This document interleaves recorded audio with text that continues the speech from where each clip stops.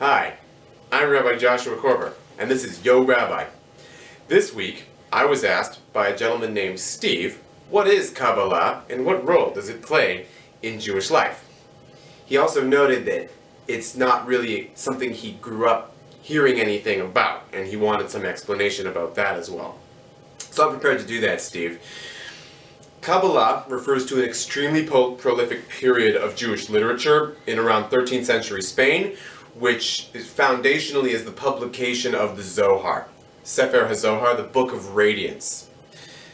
So people typically associate Kabbalah with Jewish mysticism, but Jewish mysticism actually stretches back way before the Kabbalistic period and has continued to evolve way after to the present day. There are several basic ideas in Kabbalah, but I think the most important one is that the purpose of all of Jewish life, the purpose of Torah, the purpose of mitzvot, our commandments, the purpose of everything we do in Judaism is to channel this Zohar, this divine radiance, from the divine realms into our world. So if you will, it's like this spiritual energy, this refined spiritual energy that when you do a mitzvah, it channels that spirituality into this coarse base material world, and at the same time it transforms and elevates that base material world, and you can transform the world with your own spirituality this way, and that's the point of being a Jew. So Kabbalah and Jewish mysticism in general, it's all about communing with the divine. In most religions, in fact, mysticism is about communing with the divine. It's the spiritual behind the scenes of the religious law. And it does get very personal, and it actually gets very sexual as well. So that's naturally only going to appeal to a very select group of people.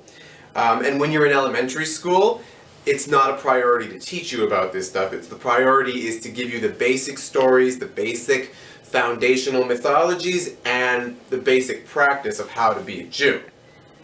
The Kabbalah and the Jewish mysticism is then meant to be learned as a deeper layer as you mature into adulthood.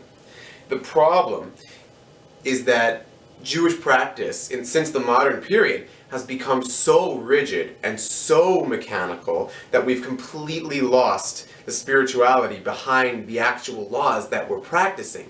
So the Hasidic revolution in the 18th century in Russia came about and flipped everything onto his head and reintroduced the Kabbalah and began to say that we should actually spread Kabbalah far and wide. And that is what has happened in our day and age. Kabbalah is extremely popular, and there are many ways that you can learn to integrate it into your Jewish life. So perhaps, Steve, the more important question is, what role is Kabbalah going to play in your life? Ooh. Where did we find this, Rabbi?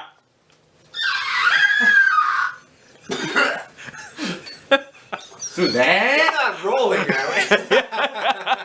Yeah.